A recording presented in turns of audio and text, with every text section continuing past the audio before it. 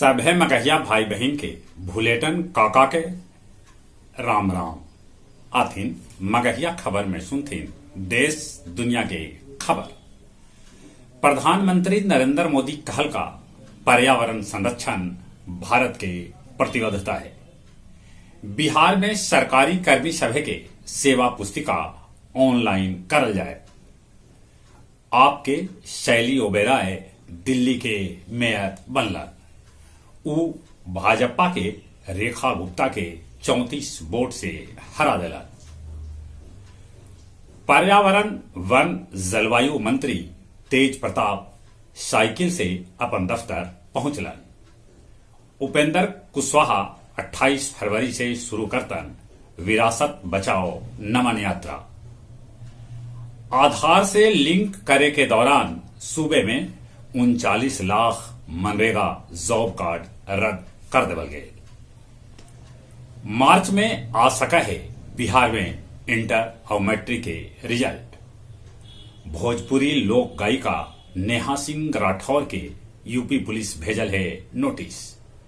UP में काबा season 2 से तनाव के बाद पुलिस कह रहा है। कजाकिस्तान में आज सवेरे आयल भूकंप के झटका। जान माल के अबले कोई क्षति के समाचार न है।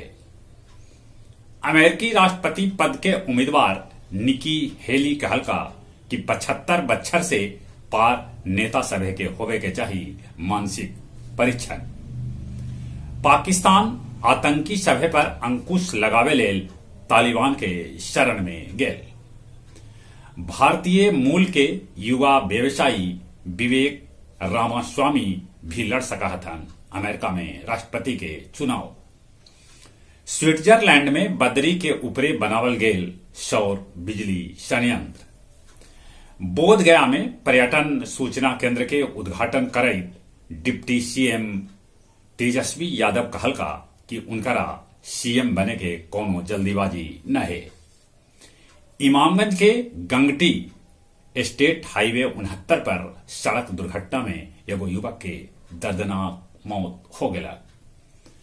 मगध विश्वविद्यालय के कर्मी सभे 1 मार्च से बनौतन बायोमेट्रिक हाजिरी।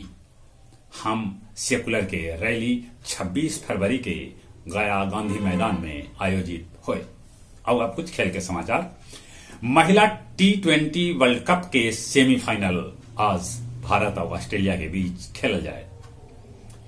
इंग्लैंड के जेम्स एंडरसन 87 बच्छर के इतिहास में सबला उम्रदराज नंबर 1 बॉलर बनलन। भारतीय ग्रैंड मास्टर विदित गुजराती विश्व चैंपियन कार्लसन के हरा दिलन।